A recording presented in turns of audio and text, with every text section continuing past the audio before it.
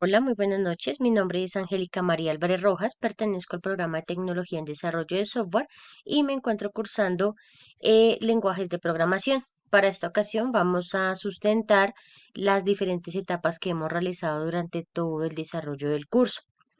Entonces, como primera instancia, vamos a trabajar sobre la etapa 1, que es explorando el lenguaje de C Sharp y el entorno de desarrollo. Entonces, primero que todo, vamos a hablar de algunos términos que se plantearon directamente en el desarrollo de esa etapa. Entonces, por ejemplo, ¿qué es .NET? .NET Framework define un ambiente que soporta el desarrollo y la ejecución de aplicaciones altamente distribuibles basadas en componentes.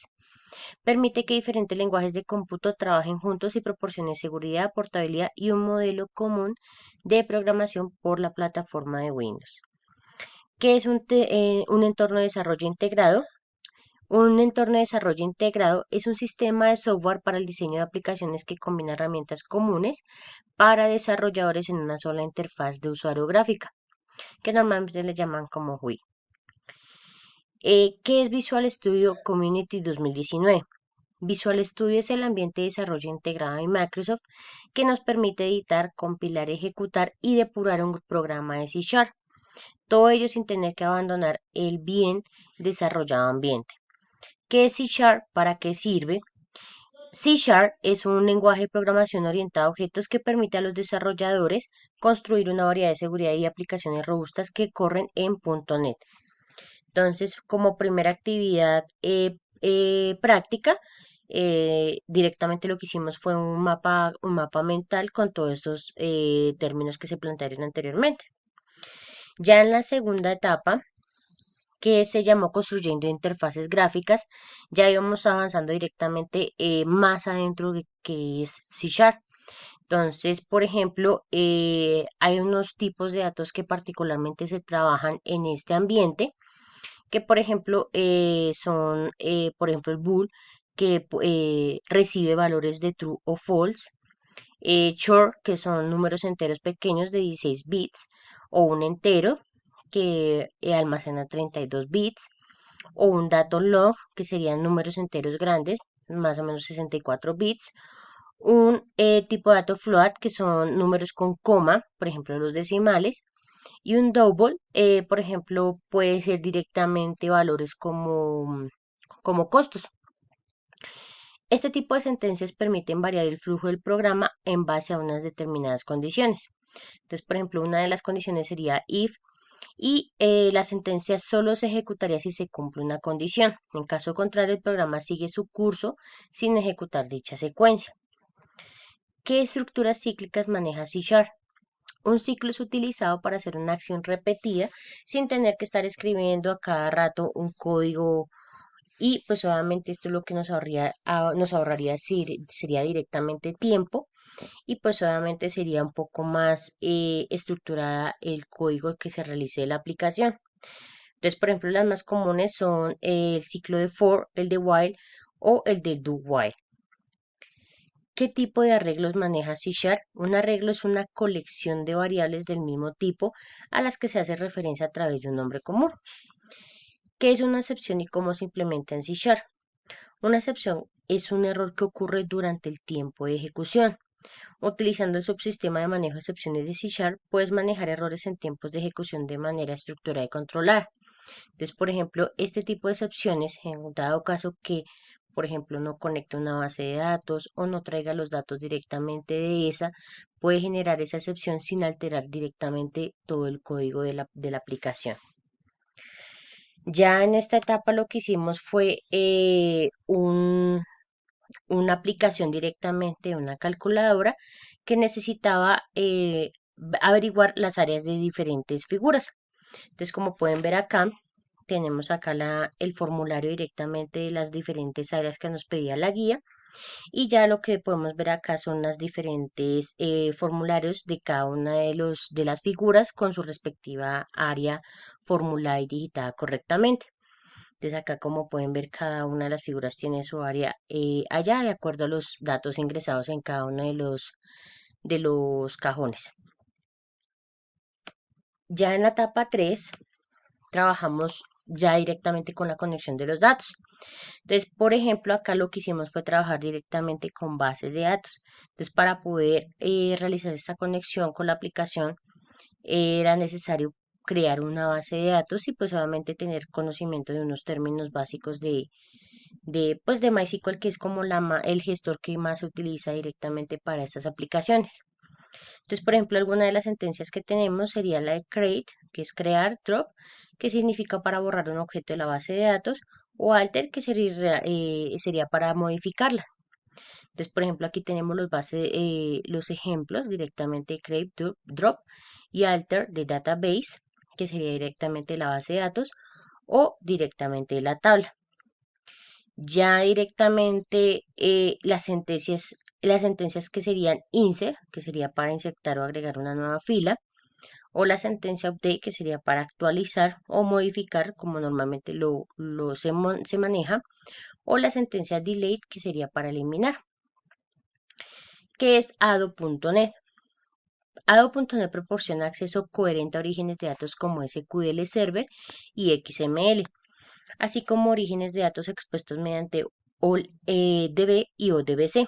Las aplicaciones de consumidor que comparte datos pueden utilizar Ado.net para conectar a esta orígenes de datos y recuperar, controlar y actualizar los datos contenidos.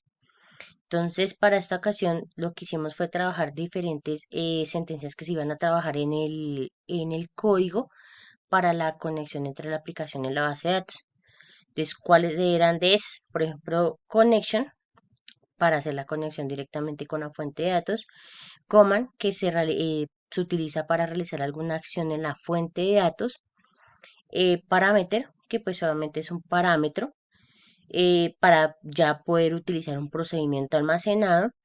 Data adapter, que significa puente, o sería utilizado para transferir data entre una fuente de datos y un objeto dataset. O data reader, que es una clase usada para procesar eficientemente una lista grande de resultados o un registro a la vez. Y dataset permite almacenar y manipular datos en la memoria.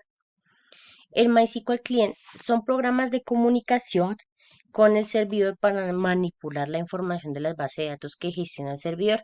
Entonces es muy importante poder, cada vez que se realiza alguna aplicación directamente en Visual con la que se vaya a trabajar en una base de datos, sería conveniente poder agregar estas referencias, porque en dado caso contrario no te va a conectar o no te va a traer los datos que hayas generado en esa base de datos.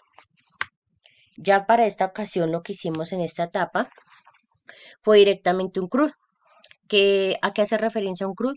Es directamente poder seleccionar, insertar, modificar o eliminar algún dato o registro de una base de datos.